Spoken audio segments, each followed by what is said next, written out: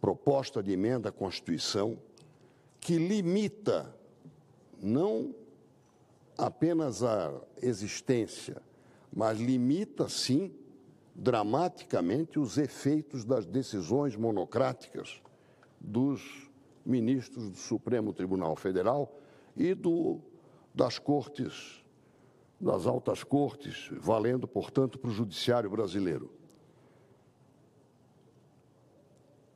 Ela tem sido ultimamente objeto de uma confusão, senador Moro. Ela é colocada num tal de pacote anti-STF. Não há maior paspalhice do que essa. A PEC 821, como, aliás, disse certa feita o ministro Gilmar Mendes, é um morto que ressuscitou. Ela foi apresentada em 2019 e não foi aprovada por uma falha da mesa, que colocou em votação uma proposta de emenda constitucional que precisa ter 49 votos a favor, no mínimo, com 55 senadores votando. Isso não se faz. E já houve caso aqui em que se anulou votação porque o quórum era baixo. No caso de indicação de autoridade, em que seja necessária maioria absoluta apenas 41 votos. Há registros aqui que a mesa, senador Messias, já invalidou votações porque percebeu que aquele quórum não era próprio. Na verdade, não foi porque percebeu que o quórum não era próprio. É porque tinha suspeita de derrota. Ou seja, uma aliança de que não era seguro para aquela circunstância. E nós não vamos evocar aqui o caso, até porque já houve um outro evento em que realmente foi rejeitado porque o quórum era baixo. Então, a mesa já tem uma jurisprudência até de cautela.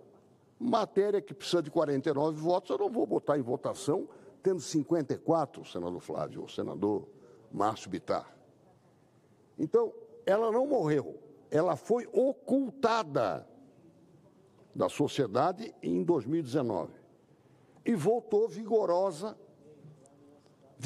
pelos fatos.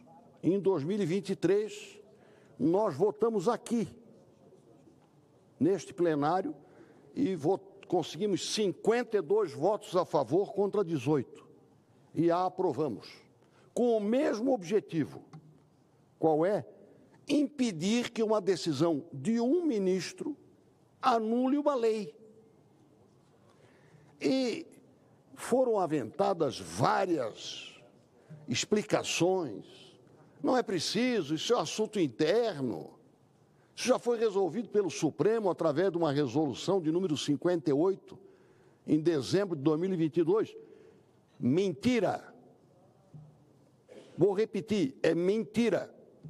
A resolução 58 não resolveu isso. E a prova é o que aconteceu com a lei das estatais.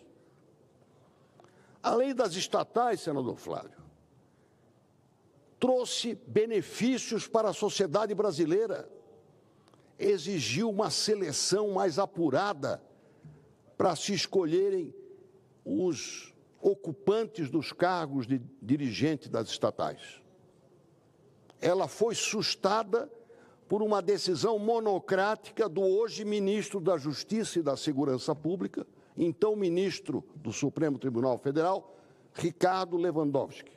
No dia 16 de março de 2023, uma canetada considerou inconstitucionais os artigos que exigiam esta seleção mais acurada. E ela vigorou até 9 de maio de 2024. Uma decisão monocrática. A resolução não serviu para assustar os efeitos. E, na semana passada, tivemos uma notícia do resultado disso. O prejuízo das estatais brasileiras, no ano passado, elas que eram superavitárias, foi de 7,2 bilhões de reais. Repito, Durante o governo Temer, que foi quando foi aprovada, no governo Bolsonaro, as estatais foram retiradas dos cartórios e da crônica policial. Já voltaram para o boletim econômico.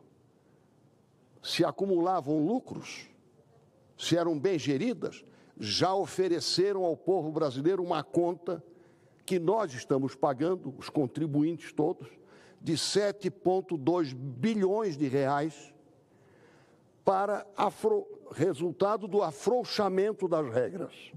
Então, não funcionou internamente ou externamente dispositivo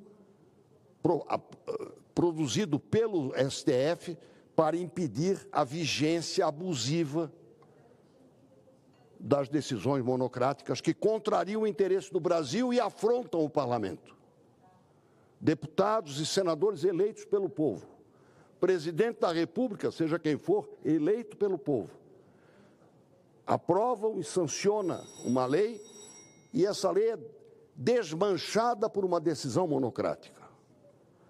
E é disto que eu venho falar. Não há afronta nenhuma. E hoje começa a aflorar a convicção, senador Messias, de que a nossa PEC, longe de afrontar o Supremo, valoriza o colegiado Supremo Tribunal Federal, e não o indivíduo. Não é possível que uma estrela solitária, exceto a do Botafogo, queira valer mais do que uma constelação. O que vale pela Constituição é o Supremo Tribunal Federal, assim como o que vale não é o senador fulano ou beltrano, é o Senado Federal, é o Congresso Nacional, que representa a federação, o povo brasileiro. Então, não há afronta nenhuma essa tentativa de, através da picuinha, agredir a iniciativa do nosso querido senador Oriovisto, que eu tenho a honra de ser relator desta iniciativa. Não adianta querer amesquinhá-la com objetivos circunstanciais.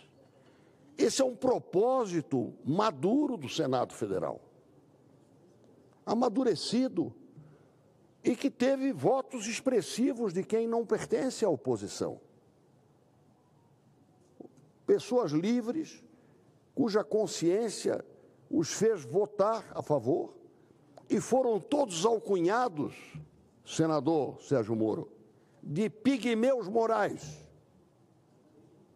Não vou dizer quem é que falou isso, mas saiu lá do Supremo essa expressão para apodar, para cognominar o grupo de senadores que teve a coragem de acordo com a sua consciência, fazer o bem à democracia. Eu acho que o Senado está devendo esse esclarecimento à sociedade. O Senado não reagiu a nada para votar, reagiu a uma circunstância, a um momento que o país está vivendo há bastante tempo, desde 2019. E este resumo que eu faço não esgota o assunto, mas ele indica que nós não devemos silenciar diante dessas insinuações que diminuem a grandeza do gesto e da decisão do Senado. E, se Deus quiser, não haverá de intimidar a Câmara dos Deputados para deliberar sobre o assunto. Como é que ela vai deliberar? É do livre-arbítrio dela, e nós vamos respeitar. Agora, querer diminuir, demonizar uma iniciativa que vem socorrer a sociedade brasileira, que não pode ficar à mercê de um indivíduo afrontando, por mais relevante que seja o seu posto, a vontade democrática expressa pelo parlamento. Ao colegiado, sim. Ao indivíduo, menos. Respeito, sim, mas não esse poder exorbitante que hoje desborda por outros temas